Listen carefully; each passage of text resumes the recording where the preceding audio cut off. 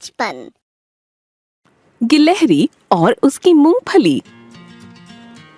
बच्चों, क्या आप लोगों को पता है कि एक गिलहरी क्या खाना पसंद करती है? नहीं मैम, आप बताओ ना। प्यारे बच्चों, गिलहरी को मेवे जैसे कि अखरोट और मूंगफली खाना बेहद पसंद है। अच्छा मैम, गिलहरी ऐसी चीजें खाती है। हाँ बच्चों, आज की कहानी भी एक प्यारी गिलहरी की है जिसे मेवे इकट्ठे करने का शौक था। मैम, आप शुरू कीजिए। हम लोग आपकी कहानी सुनने का और इंतजार नहीं कर सकते। ठीक है बच्चों, मैं शुरू करती हूँ।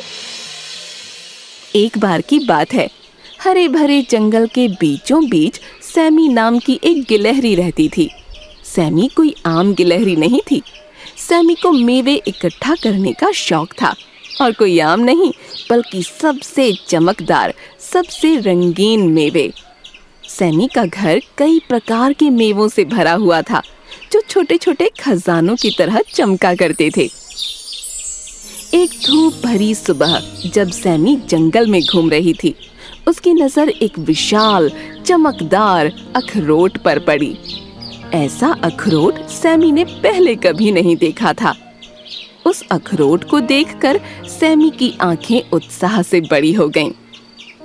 अरे वाह, ये पूरे जंगल में सबसे सुंदर अखरोट है। सैमी चिल्लाई। सैमी की घनी पूंछ खुशी से हिल रही थी। सैमी अचानक से निराश होकर बोली, अरे, ये अखरोट तो दो चट्टानों के बीच फंसा हुआ है, और मैं चाहे कितनी भी कोशिश कर लूं, इस अखरोट को वहां से नहीं निकाल पाऊंगी। पर मुझे ये अखरोट किसी भी कीमत पर चाहिए। सैमी हार मानने से इनकार करते हुए बोली। अगले दिन में संकल्प और आंखों में चमक के साथ सैमी मदद मांगने के लिए एक साहसिक कार्य पर निकल पड़ी। रास्ते में उसे एक पेड़ पर बैठा एक बुद्धिमान उल्लू मिला। तुम इतनी परेशान क्यों हो सैमी? उल्लू ने जिज्ञासा से सैमी की तरफ देखते हुए पूछा। सैमी ने कहा, तुम तो जानते हो ना प्रिय उल्लू कि मुझे मेवे इकट्ठा करने का कितना शौक है, और मुझे जंगल में एक शानदार अखरोट मिला है, लेकिन वो दो चट्टानों के बीच फंस गया है। मैं उसे बाहर नहीं निकाल सकती। सैमी ने निराशा से भरी आवाज में उल्लू को अपनी समस्या बताई।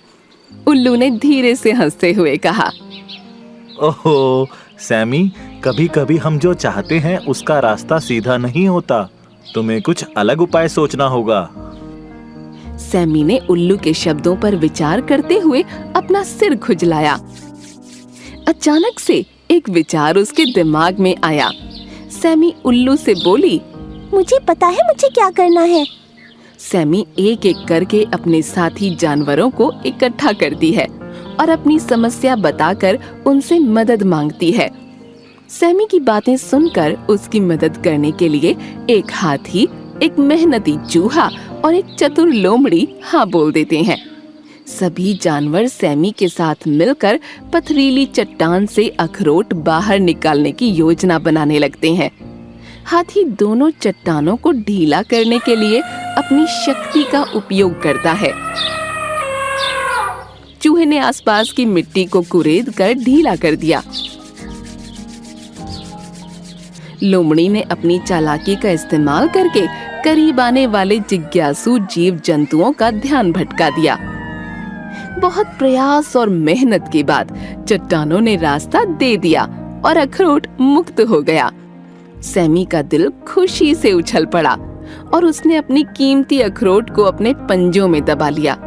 सैमी ने अपने साथी जानवरों को और उल्लू को बहुत धन्यवाद दिया, क्योंकि सभी लोगों की मदद के बिना सैमी को वो सुंदर अखरोट कभी नहीं मिल पाता। धीरे धीरे शाम ढल रही थी और बाकी सभी जानवर सैमी को अलविदा बोलकर अपने अपने घर की ओर जा रहे थे। सैमी अपने नए अखरोट को अपने मेवे के ढेर में सबसे ऊपर रखती है और मुस्कुराने लगती है।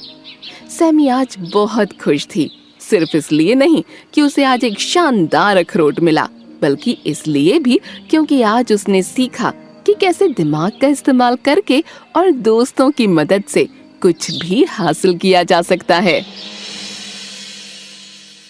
तो बच्चों, सैमी की ये कहानी मजेदार थी ना? हाँ मैम, ये कहानी बहुत ही मजेदार थी। आप सभी ये बात हमेशा याद रखना कि जब हमारे जीवन में एक रास्ता बंद हो जाता है तो हमें एक नया रास्ता ढूंढना होता है। जी मैम, हम ये बात हमेशा याद रखेंगे। चलो बच्चों, हम कल फिर मिलेंगे ऐसे ही एक कहानी के साथ। जी मैम, हम सभी को आपकी कहानी का इंतजार रहेगा।